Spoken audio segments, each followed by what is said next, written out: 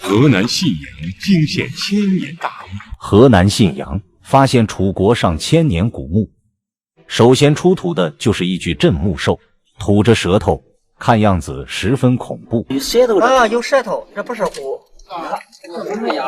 那是叫那是鸭子、鸳鸯，真不瘦，真不瘦。随後出土的就是保存完好，專家都讚嘆相當完美的精美陶器。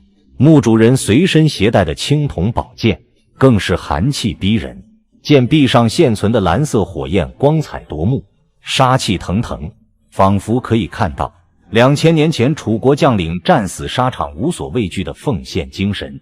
而令人不解的是，在陪葬品當中發現一鍋留存上千年的牛肉湯，作為陪葬品流傳至今。而一名赫赫有名的楚國大將軍為何在戰死沙場之後放入牛肉湯？其用意何在？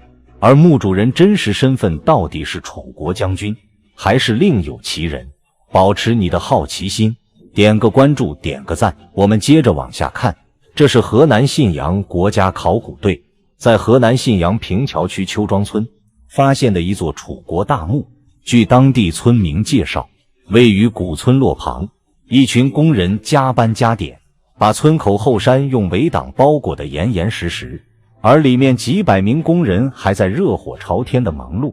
經過長達2個月的清理，終於把掩埋在地下的古墓清理出來。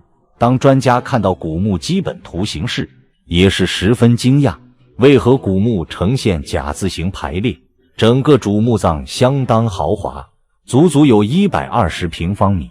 要知道，這樣的墓葬並不是普通百姓可以建造的，那麼這也給考古專家帶來了巨大猜測和想象空間。墓主人生前一定非富即貴。考古隊近距離查看古墓時，發現表面有一層草山覆蓋，經過2000年掩埋和腐蝕的草山，你覺得還有珍藏的價值嗎？然而專家卻利用紗布加米漿加固，讓草席完完整整地從棺木上脫離。不得不說，墓主人為了防盜，在草席下面加蓋了厚厚的沉木。由於沉木重量過大，鋼管都無法托起，可想而知，古代墓主人要搬動沉木是耗費了多少人力物力財力，才將厚厚的沉木給壓在棺椁上。最終考古隊借助起重機，才將所有沉木給一一調離，這才讓墓室全貌呈現出來。但經過幾千年的掩埋和腐蝕，墓室已經被地下水覆蓋，可以說距離墓主人的棺椁越來越近，也讓考古隊幹勁十足。隨着時間推移，積水被抽乾，呈現在專家眼前是一堆的器物和陪葬品。首先出土的就是一個有舌頭、模樣怪異的鎮墓獸，有人說是虎，也有說是鴨子。緊接着就是一把戈，古代常用的打仗用的兵器。從出土的文物來看，墓主人是一位男性，且是一位武将。河南信陽驚現千年大墓。河南信陽發現2000年前豪華楚國大墓，墓主人隨身攜帶的青銅寶劍更是寒氣逼人，見壁上現存的藍色火焰光彩奪目，殺氣騰騰，仿佛看到2000年前楚國將領戰死沙場的無畏精神。隨着棺椁的打開，出現在考古專家眼前就是一把青銅劍。透過保鮮膜，專家組細細鑑賞着2300年前的寶劍，可以說墓主人身邊還是有很多未解之謎。隨着棺椁的進一步打開，墓主人也完全展露在世人眼前。青銅劍能否解開這是哪位楚國將軍身份呢？隨着2000年的浸泡，屍骨全身被淤泥包裹，引入眼簾的首先是墓主人常用的佩剑，再就是墓主人穿的鞋底。可以清楚地發现，早在2000年前古人就懂得做防滑。你看鞋底部分明顯是有無數顆小珠子。隨後專家組就發現棺木內出現一把寶劍，這也讓專家組興奮不已。要知道，寶劍的出土才預示着墓主人的身份將公布於世，因為在不少的古墓中，墓主人隨身攜帶的寶劍都會標有墓主人信息，而這把寶劍最開始在 X 光照射下並沒有發現，這也讓專家組擔心，為什麼在 X 光照射下會不顯示寶劍的存在呢？至今都未知道答案。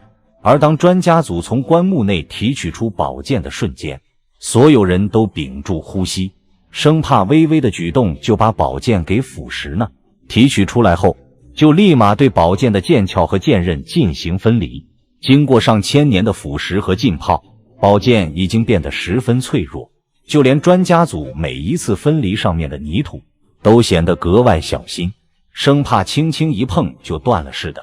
就在清理工作进行到最後，專家組準備拔出剑刃的那一刻，所有人都做好了欣賞它千年不变的風采。工作人员先是輕輕嘗試，隨着骨劍的鬆動，預示着寶劍依然保存完好。正當寶劍出鞘的瞬間，可以說驚豔到了所有人的目光。這是一把2300年前的青銅剑，剑刃上藍色火焰清楚可見，可以說這是墓主人最喜歡的寶劍，至今還是新的，從未真正展示在世人眼前，唯獨在幾千年後被考古專家作為珍宝給挖了出来。雖然已經過去2300年，但它依然完好無損，這也可以證明墓主人一定是楚國大名显赫的武將。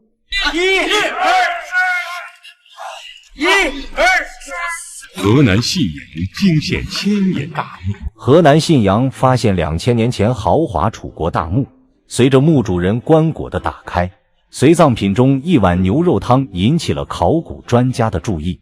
令人不解的是，在陪葬品當中發現一鍋留存上千年前的牛肉湯，作為陪葬品流傳至今。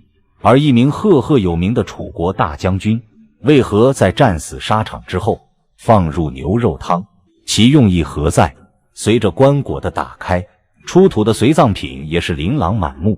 除了青銅寶劍吸引考古隊的注意外，還有一鍋牛肉湯，不僅讓考古專家诧異，這是怎麼回事？